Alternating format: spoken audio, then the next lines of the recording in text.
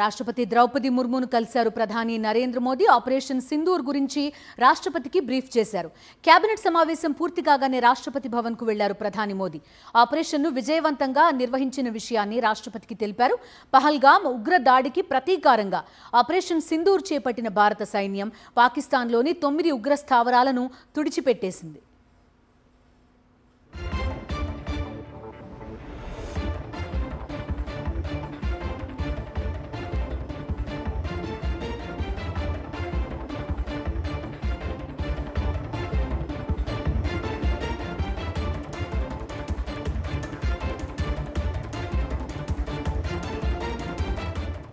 రాష్ట్రపతి ద్రౌపది ముర్మును కలిశారు ప్రధాని నరేంద్ర మోదీ. ఆపరేషన్ సింధూర్ గురించి రాష్ట్రపతికి బ్రీఫ్ చేశారు.